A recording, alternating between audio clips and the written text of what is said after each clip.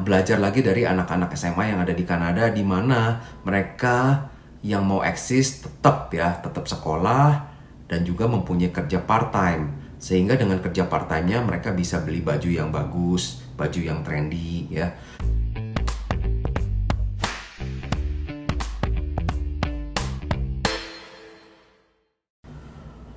Halo guys, ketemu lagi nih dengan gua Darwin dalam channel pribadi gua Opini Darwin. Apa kabar kalian semua? Semoga kalian semua dalam keadaan sehat-sehat semua ya. Dan dalam video kali ini gua akan membahas mengenai salah satu culture atau budaya dari anak SMA di sini ya. Di Toronto tepatnya, karena kebetulan gua tinggal bersama istri dan anak gua ini di Mississauga. Mississauga itu di sebelah barat dari Toronto, kurang lebih kayak Serpong dengan Jakarta lah. Perbandingannya antara Mississauga dengan Toronto itu. Jadi gue akan coba menggambarkan mengenai suatu culture yang menurut gue ini sangat positif dari anak-anak SMA yang ada di Greater Toronto area ini. Oke guys, kembali lagi ingat ya bahwa gue ini bukan agen tenaga kerja, gue bukan agen imigrasi, gue bukan lawyer, gue tidak memberikan legal opinion, gue hanya men-sharingkan apa yang menjadi opini gue secara pribadi setelah gue tinggal kurang lebih 7 tahun di Kanada guys. Jangan lupa untuk subscribe, like, and comment, dan bantu share, oke? Gue bisa share hal ini karena kebetulan anak gue juga saat ini sudah SMA dan dia juga sedang menjalaninya ya guys ya. Nah, satu culture yang positif dari anak-anak SMA itu di sini ialah mereka bisa bekerja part-time guys ya. Nah, mungkin teman-teman di Indonesia juga ada ya yang dari SMA sudah biasa bekerja part-time. Cuman menurut gue ada suatu culture yang berbeda antara kerja part-time di sini dengan di Indonesia. Nah, yang pertama itu kita bahas mengenai jenis pekerjaannya dulu guys ya. Nah, kalau di Indonesia, nggak tahu ya, mungkin karena pergaulan gue di Indonesia juga kan dulu terbatas. Kalau kita masih SMA dan kita pengen bekerja, mungkin salah satu pekerjaan yang cukup umum dikerjakan oleh anak-anak SMA itu ialah ngajar les ya. Jadi mungkin kita sekolah dari pagi sampai siang atau sore, lalu malamnya kita ngajar les untuk misalkan anak-anak SD gitu ya. Nah, jenis pekerjaan untuk anak-anak SMA itu di Indonesia sangat sedikit sekali ya. Nah, di sini itu beda guys.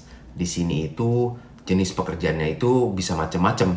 Jadi si anak SMA itu bisa bekerja di sore sampai dengan malam hari, seminggu 2-3 hari gitu ya. Ataupun di weekend ya, di Sabtu dan Minggu dia kalau mau bekerja bisa guys ya.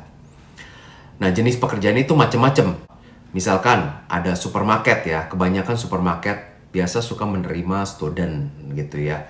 Nah, supermarket itu kan membutuhkan tenaga manusia untuk bisa yang misalkan menaruh barang-barangnya itu di rak-rak supermarket itu ya. Nah, itu biasa mereka hire high school student untuk bekerja part-time seminggu misalkan 5 sampai dengan 10 jam.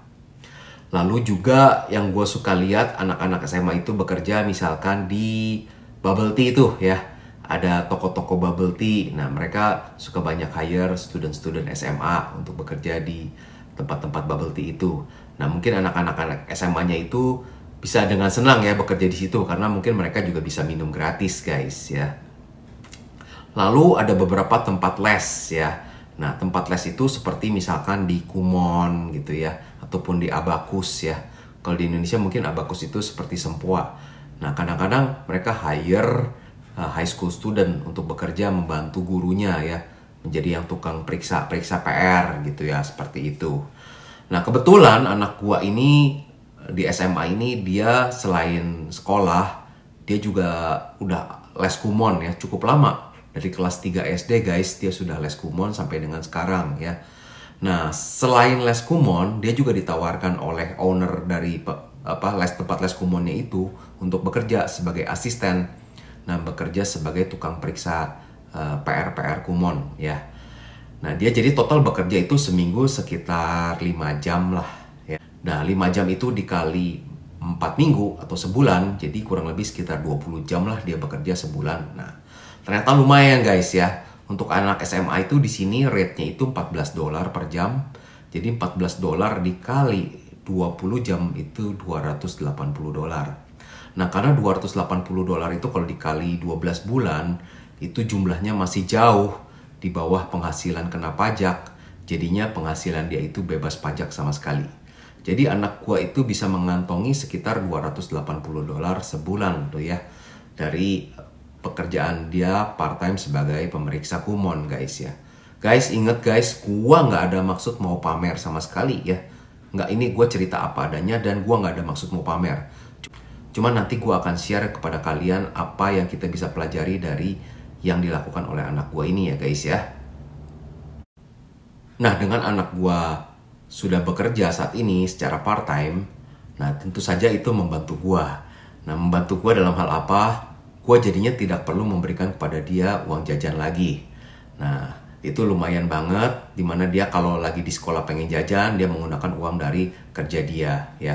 Dan juga ataupun dia lagi iseng-iseng pengen beli baju nih, lagi ada diskon di mall, Forever 21 atau H&M lagi diskon, dia beli kaos gitu ya, 1 atau 2. Walaupun secara mayoritas ya baju-baju dia, keperluan dia yang lain tentu saja masih gua yang beliin. Cuman kalau kadang-kadang dia lagi pergi sama temennya ke mall dan lihat sesuatu yang dia suka, dia bisa beli dengan menggunakan uang dia. Nah, gua terapkan hal ini bahwa ayo Gaby mulai kerja dan mulai bisa mengatur keuangan, sisihkan uang buat ditabung, boleh pakai buat jajan sekian, boleh buat beli baju sekian, jangan habiskan semuanya, dengan tujuan supaya dia pertama bisa menghargai akan nilai dari uang itu sendiri ya, bahwa ternyata jika kita mau mempunyai uang, kita harus bekerja dengan sungguh-sungguh guys. Jadi jangan dia terlalu terlena, termanja dengan tinggal minta-minta kepada orang tuanya saja. Itu yang pertama gue pengen ajarin ke anak gue. Lalu yang kedua, gue juga pengen terapkan kepada dia yang namanya manajemen waktu ya. Jadinya dia harus bisa pintar-pintar memanage waktunya, antara dia sekolah, dia harus bikin PR, dia harus les kumon, dan juga dia harus bekerja di tempat kumon itu sendiri. Nah, gue pengen didik dia dari saat dia masih muda ya guys ya. Nah, yang menariknya itu budaya anak SMA itu sudah mulai bekerja, itu nggak terlalu mencolok ya antara mereka yang golongan menengah, atas, ataupun bawah. Jadi misalkan nih, kita pergi ke bubble tea, kita beli minuman, lalu yang jadi kasir dan yang tukang bikin bubble tea-nya itu anak SMA. Kita nggak tahu anak SMA-nya ini mereka anak dari golongan orang atas atau menengah atau bawah. Karena di sini nggak akan kelihatan guys ya. Nah, jadinya tidak kelihatan ya, tidak kelihatan secara mencolok. Seperti kalau di Indonesia kita ketahui lah, kalau sampai ada anak SMA bekerja harus jaga toko gitu ya, di sore sampai malam hari.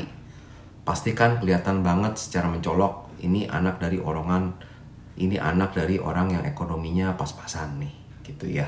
Tapi kalau di sini itu enggak. Jadi kita nggak akan ketahui ini anak orang kaya atau orang menengah atau orang miskin ya yang bekerja nih setelah sekolah. Karena memang culture-nya itu banyak anak-anak SMA di sini yang sudah bekerja. Nah, apalagi kalau kita dengar beberapa orang bule itu bahkan nanti anaknya di umur 17 udah suruh mandiri guys ya. Suruh apa-apa beli sendiri. Nah, gue punya temen ya, orang bule. Memang anaknya saat ini tinggal dengan dia, udah lagi kuliah. Tapi karena sudah kuliah dan sudah bisa bekerja sambil kuliah, anaknya itu kalau beli makanan sudah beli sendiri. Jadi anaknya itu tinggal di basementnya, dia seperti seolah-olah orang yang ngekos. Suruh beli grocery sendiri ya, suruh beli apa-apa sendiri. Nah, itu menurut kita kadang-kadang, waduh, secara culture timur itu kok kasihan banget tuh anak ya. Tapi kalau secara culture western ternyata itu hal yang cukup umum guys ya. Jadinya menarik ya, anak dari SMA itu sudah dibiasakan untuk mandiri di sini. Nah, di tahun 2022 kemarin, kita nih orang-orang diaspora Indonesia yang ada di Kanada juga bisa melihat ya mengenai kemeriahan dari Citayam Fashion Week. Wah, dimana banyak anak-anak muda yang dengan fashion yang keren-keren itu berusaha menampilkan eksistensi mereka ya, dengan menggunakan baju-baju atau pakaian-pakaian yang fashionable banget gitu ya guys ya. Menurut gue ini sesuatu yang baik, sesuatu yang menarik ya, sesuatu yang cukup positif ya. Nah, cuman menurut gue ada beberapa hal yang menurut gue sangat disayangkan. Yang pertama itu ketika gue coba lihat dari beberapa video YouTube yang ada, banyak anak-anak yang nongkrong dengan baju-baju yang trendy itu, ternyata mereka sudah tidak sekolah lagi. Nah, menurut gue itu sangat sedih banget ya. Lalu yang kedua itu, kalau ditanya-tanya ya di interview yang YouTube yang ada, bahkan ada di antara mereka yang berusaha tampil eksis dengan baju yang keren, tapi ternyata mereka kebanyakan minjem ya. Jadi udah nggak sekolah. Ada beberapa yang minjem, ada beberapa di antara mereka yang nggak pulang, bisa nginep berhari-hari di daerah Citayam itu ya untuk nongkrong-nongkrong aja ya. Guys, kembali lagi, gua nggak ada maksud mau menjelek-jelekan, gua nggak ada maksud mau membanding-bandingkan ya. Kalau kita belajar ya dari culture yang ada di Kanada. Di Kanada itu yang pertama memang secara kesenjangan tidak terlalu jauh antara golongan menengah dan golongan atas. Jadi orang dari golongan menengah bawah, kalaupun dengan gaji yang pas-pasan saja, misalkan pengen beli baju ya, mereknya Gap atau Old Navy, bahkan kalau mau beli baju merek Guess, beli sepatu Air Jordan, beli sepatu Nike atau Adidas, itu masih bisa kebeli.